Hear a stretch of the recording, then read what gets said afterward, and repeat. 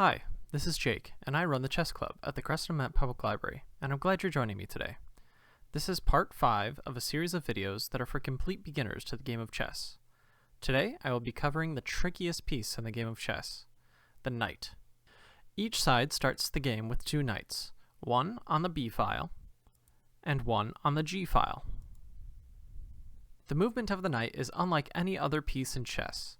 All of the other chess pieces move in straight lines in some way. The knight does not. The knight moves in an L shape, like this. Can you see the L? You might have to tilt your head a little bit. Now, let's move closer to the center of the board, to E4.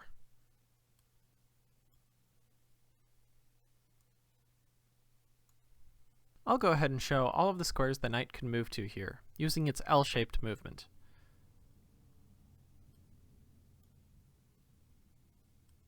The knight is also allowed to move in a backwards L as well.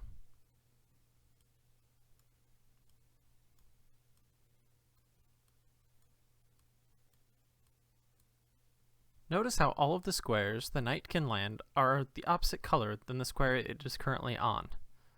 So here, it is on a light square, and all of the squares that it could land on are dark squares.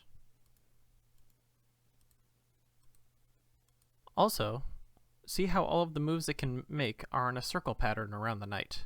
That may help you visualize all of the possible squares your knight can move to.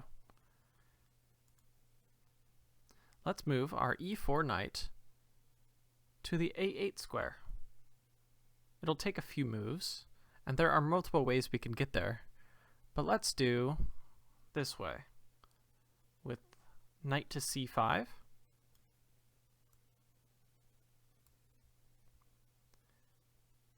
knight to A6, knight to C7, and finally, knight to A8. Let's see what squares we can move to from here.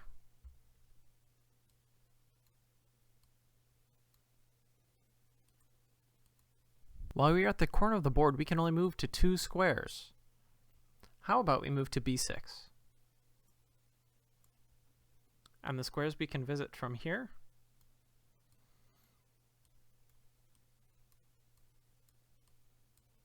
One, 2, 3, 4, 5, 6. That's much better. How about from the center of the board on D5?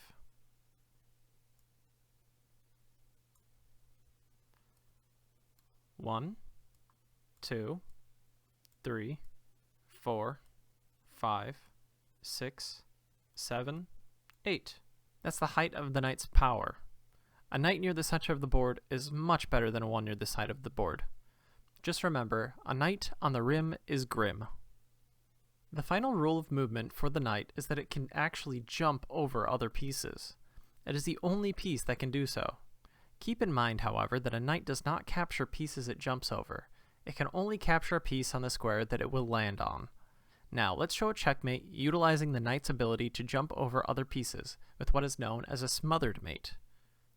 In this situation, black has defended well against the threat of checkmate posed by white's queen. If white captures black's knight on G7, black can take white's queen and prevent checkmate. However, black's defense has left their king with no squares to move to, leaving white with a checkmate available. Take some time and pause the video to try and find the checkmate available to white's knight. Knight F7 is checkmate. Black's king is smothered by its own pieces and has no escape from the threat of white's knight, which can jump over all of these other pieces to attack the king. Well done! That is all for today's video. Join me next week where we will talk about the final piece, the pawn.